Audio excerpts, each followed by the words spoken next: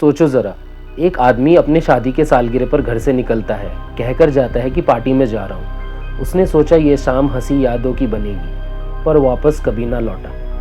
अगले दिन उसकी लाश खून से लथपथ पहाड़ों में मिलती है। ना कोई बुलेट, ना कोई छुरा, ना कोई कुल्हाड़ी, जिसने उसकी दुनिया ख़त्म कर दी। पर सवाल यही है, उसे मारने वाला कोई और नहीं बल्कि उसका कोई करीबी था। ये कहानी है दिल्ली के एक आम इंसान की, जिसका विश्वास तोड़ दिया गया था उन्हीं के लोगों ने, जिसके साथ उन्होंने जीवन भर रहने का भरोसा किया था। एक साजिश जो बन गई प्यार के नाम पे, एक मर्डर जो किया गया था प्रॉपर्टी के लालच में, और एक सच जो पुलिस ने डर के समुंदर से बाहर निकाला। Welcome to the show. मैं हूं साहिल और आप देख रहे हैं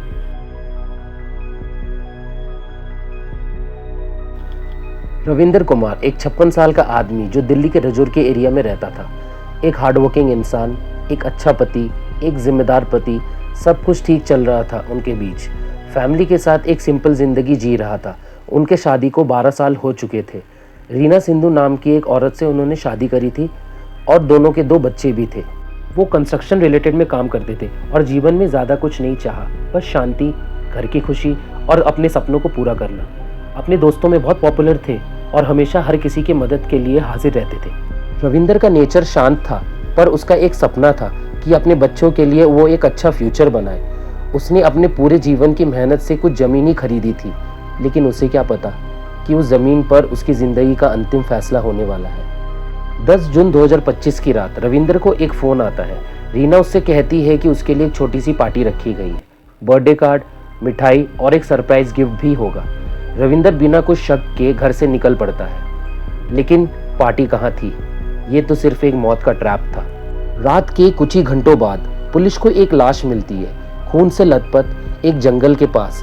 लाश के पास एक बर्थडे कार्ड मिला जिसमें लिखा था, हमेशा तुम्हारे साथ। पोस्टमार्टम में जब बॉडी की सर्च हुई तो डॉक्टरों को एक आधार कार्ड और एक ड्राइविंग लाइसेंस मिला जिसमें साफ लिखा था रविंदर कुमार। उसे एक कुल्हाड़ी से मारा गया था।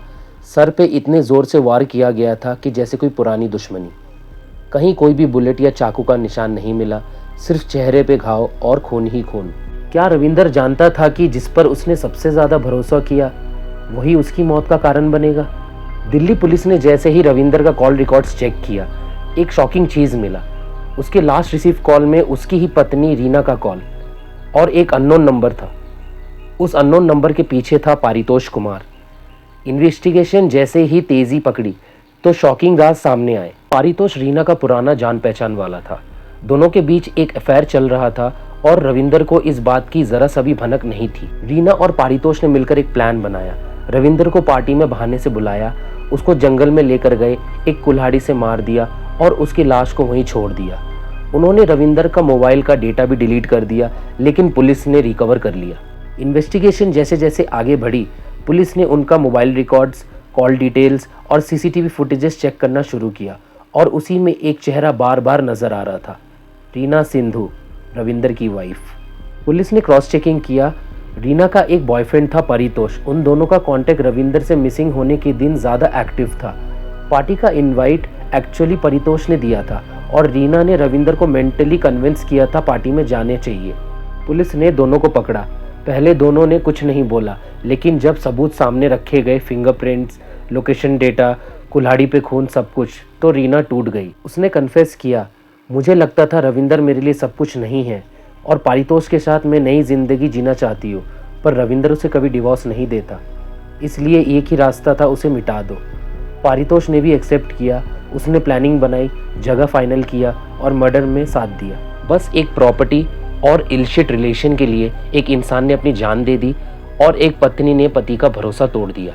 पुलिस ने दोनों को अरेस्ट किया, एफआईआर दर्ज हुई और दोनों पर सेक्शन 302 मर्डर और सेक्शन 201 सबूत मिटाने की केस चलाने पर कोर्ट ने दोनों को जुडिशियल कस्टडी में भेज दिया। रविंदर की फैमिली जो अब भी शॉक में थी, एक आदमी जो सिर्फ अपने परिवार के लिए जीता था, उसको सिर्फ अपनों ने ही मार दिया। दोस्तों, ये कहानी हमें याद दिलाती है कि कभी कभी हम जिनको अपना समझते हैं वही हमारे पीठ के पीछे हमें धोखा देता है।